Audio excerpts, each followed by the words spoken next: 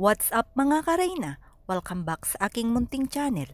Maraming salamat sa ating lahat na patuloy na sumusuporta sa kwento ng buhay ng ating dalaga. Mga kareyna, napakasayang pagmasdan ang banding ni Mama Roda at ni Reyna habang sila ay kumakain at nagpe-prepare upang sa ganun ay mag-scout.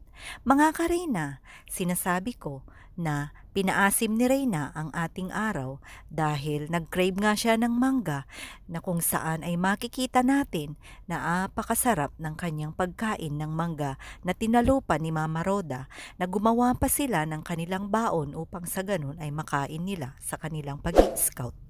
Masasabi ko na improvements overload ang nangyayari sa buhay ni Reyna sa ngayon dahil hindi na kailangan ni Mama Roda na utusan pa si Reyna sa mga gawaing bahay. Nagkukusa na ito at nagtatanong na ito kung ano ang kanyang gagawin at kung ano ang kanyang mga dalahin o dadalhin sa kanilang pag-i-scout. Napaka-jolly ang ating dalaga at talaga namang nakaka-overwhelm sa ating mga manonood at taga-suporta ni Reyna sa kaganapan ngayon sa buhay niya. Sana'y patuloy natin suportahan ang kwento ng buhay ni Reyna. Panuorin natin lahat ng mga taga-suporta at mga vloggers na sumusuporta kay Reyna.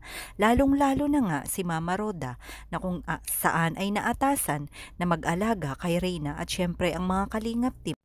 Ang channel ni Kalingap Rab na kung saan ay nakilala natin ang kwento o nagmula ang kwento ng buhay ni Reyna na na-scout ni Supermac. Kaya mga kareyna, sama-sama pa rin tayong ipanalangin at sundan ang kwento ng buhay ni Reyna. Sana ay wag tayong magsawa. Paulit-ulit ko po itong sinasabi at alam ko nandyan lang po tayo, nandyan lang kayo palagi para sa kaganapan ng buhay ni Reyna. Maraming salamat at God bless po sa ating lahat.